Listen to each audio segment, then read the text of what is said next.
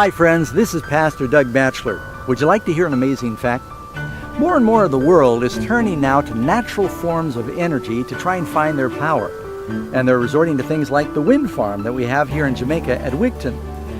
You know, I remember years ago my wife and I going to visit the big island of Hawaii, and we were amazed at all the potential there for natural power, but they weren't using it. There at the south part of the island, there was volcanic activity. You can make geothermal power there. If you went to Waimea, the wind was constantly blowing, but they had no windmills there. If you went over to Kona, sun always shines, solar electric, but they didn't have very much solar electric there. And if you went to Hilo, it was always raining, hydroelectric.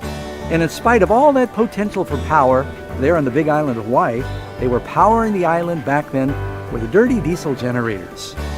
Made me think about how we sometimes waste the power of God's Spirit that He's making available to us. And each of us can have that Spirit if we simply ask. You can read in Zechariah chapter 10.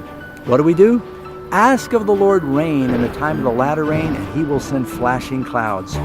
Jesus also said in the book of Luke, if you then, being evil, know how to give good gifts to your children, how much more will your Father in heaven give the Holy Spirit to them that ask?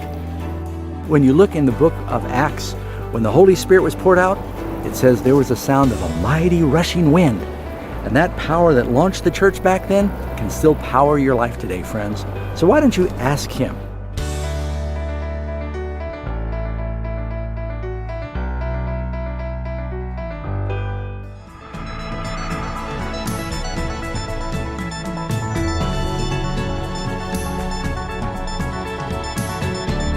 Friends, if you enjoyed what you've just seen, we'd like to invite you to subscribe to the Amazing Facts channel.